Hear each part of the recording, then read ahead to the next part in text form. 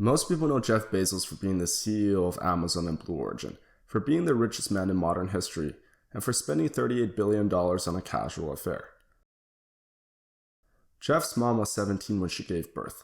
His biological dad left a year after he was born and actually had no idea what Jeff had become until he was interviewed in 2013. Young Jeff spent summers on his grandparents' ranch in Texas, repairing windmills and castrating bulls. He loved Star Trek growing up and considered naming Amazon MakeItSo.com as a reference to a line in the franchise. Thankfully, he didn't. He spent his 16th summer working at McDonald's, where he fell in love with automation. Bezos was very talented in math and science. He often told teachers the future of mankind is not on this planet and wanted to be a space entrepreneur. Despite coming off as a pretentious douche, he graduated senior class president and valedictorian. Then, he went to Princeton, where he had a spiritual awakening and wanted to do God's work. So, Jeff began working at a hedge fund on Wall Street. Jeff is actually a really interesting character. One of my favorite stories during this period was when he decided to take ballroom dancing lessons to increase his women flow. Jeff even created a flow chart to increase the probability of meeting M+ women. Then, he came to his senses and realized it was easier to get girls if he was rich, and then made a neat $150 billion. Bezos later married Mackenzie Tuttle, a research analyst at the hedge fund.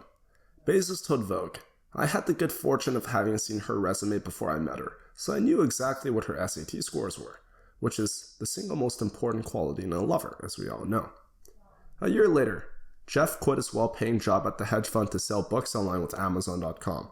His boss tried to convince him to stay, but Bezos wanted to try and fail rather than to never try at all.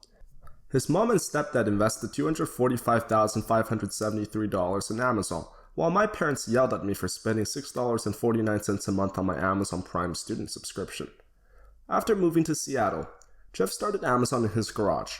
The company did so well that it went public 2 years later in 1997. Since then, Amazon shares have continued to go up. The company now sells everything ranging from iPads to Nikes to Nicolas Cage pillowcases, which I have to say is an absolute bargain for $5.69. Amazon's grand plan is simple. The Earth's most customer-centric company. Amazon.com sells its products. Amazon Echo, Kindle, and Fire Stick power our homes. Amazon Prime delivers what we buy, Amazon Studios make the movies that we watch, and Whole Foods sells what we eat. And all of this. In 2018, Amazon became the second company in the world to hit $1 trillion, and Jeff became the richest person in the world. Outside of running Amazon and pissing off the Donald, Jeff also works on his space company Blue Origin, where he spends most of his time fighting a schoolyard battle with Elon Musk to see who has the biggest reusable rocket. Jeff was also an early investor in Google and bought the Washington Post for $250 million in 2013. He also bought this, and this. In 2019, Jeff announced his divorce with his wife, Mackenzie. Shockingly, it turns out SAT scores are not the best indicators of love. 2 days later, a tabloid called the National Enquirer leaks photos of raunchy conversations between him and married TV anchor Lauren Sanchez.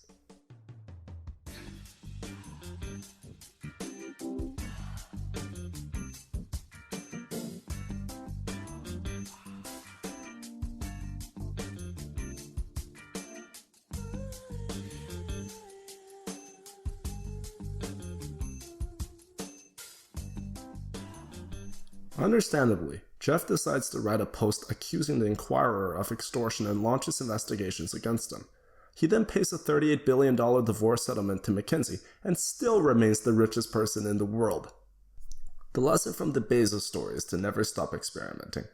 You'll be glad that you tried and failed rather than to have never tried at all. And if you make it big and build $1 trillion tech empire, you might one day have the opportunity to shitpost Elon Musk on Twitter.